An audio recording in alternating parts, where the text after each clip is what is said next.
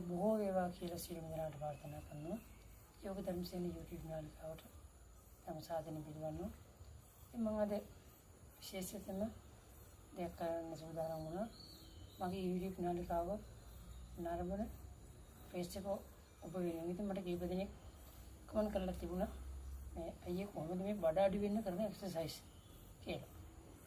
ඉතින් මම අන්න ඒගොල්ලන්ට මේ එක්සර්සයිස් ටික මගේ YouTube නාලිකාවට දාන්න. ඔන්නේ නම් අපි බලමු කොහොමද මේ බඩ අඩු වෙන්න කරන එක්සර්සයිස් කියලා. right මුලින්ම කරන්න ඕනේ ඔබගේ කට පාලනය. නේද? කට පාලනය කියන්නේ කුසගින්නේ සිටීම නෙවෙයි. කෑම පාලනය කියන්නේ කුසගින්නේ සිටීම නෙවෙයි. නිසි වෙලාවට කෑම මහා ගොඩක් කන්න නැතුව තාම පොඩ්ඩක් කන එක තමයි කට පාලනය කියලා කියන්නේ. අනිත් එක පැවිසි අතරින්ම කන එකක් නෙවෙයි. නේද? කෑම දිරවීමට ප්‍රථම ආහාර ඔබ නොගත යුතුයි. නේද? හැම වෙලේම කන්න ගියාම තමයි ලොකු බඩ ගෙඩිය ඇවිල්ලා ශරීරය තමන්ට කන්ට්‍රෝල් නැත්. එහෙනම් බලමු අපි වැඩි විස්තර නැතුව බලමු කොහොමද මේ නේද සිහින් සිරුරක් හිමි කරගන්නේ කට අඩු කරලා බඩ අඩු කරන ක්‍රමය. හොඳයි නේද? ඔන්න නමක් සිවයි.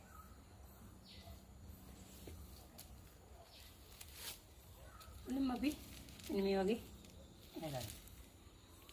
පාද දෙක ඉදිරියට විදාලා මේ වගේ ඉන්න ගන්න. එතන මේ ධනිස් ඔක්කොම හොඳට කෙලින් තියෙන්න ඕන. රයිට්. එහෙනම් බලමු ඔබ කොහොමද කරන්නේ. බඩ අඩු වෙන්නේ. මෙන්න මෙහෙම පැත්තක් විදා ගන්න. විදාගෙන මේ අල්ල මේ උඩට ගන්න. ඒකරින් පාද දෙක මෙච්චරයි.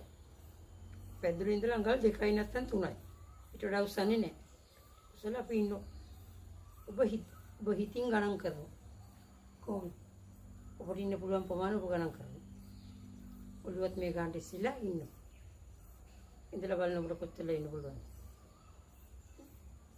නේද? ඒ ඉන්න ගම මෙහෙම කරනවා. නේද? ඒ වගේ තියන්නේ නැතුව ගොඩාක් වෙලා ඉන්නවා. ලෙෆ්ට් රයිට් කරනවා මේ. රයිට්.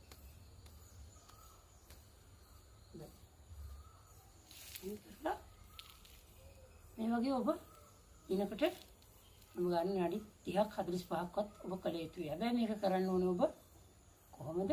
හිස් බඩ, තේ කෝපි නැත්නම් ඝන අධික ආහාර ලබාගෙන මේක කරන්න බෑ. හිස් බඩ ඔබ කරන්න ඕනේ වතුර උරක් දෙකක් බිවර කමන්නේ නැහැ. තාමත් හොඳයි. මද උණුසුම් වතුර වීදුරුවක් බොනවා. ඔව් වීදුර බිවර ගැටලුවක් නැහැ. ඔව් එහෙම බොනවා නම් ගොඩාක් දුරට හොඳයි. ඊළඟ කරන්න. එතකොට අනිවාර්යයෙන්ම ඔබගේ බඩ එන්නේ උදරයේ අඩුවීමකට ලක් වෙනවා මේ අභ්‍යාසය තුල. හොඳයි එහෙනම් අපි මේ වීඩියෝ එකකින් අතර වෙමු. අපි තවත් වීඩියෝ එකක් හමු වෙමු. ඔන්න නමක් සිවයි.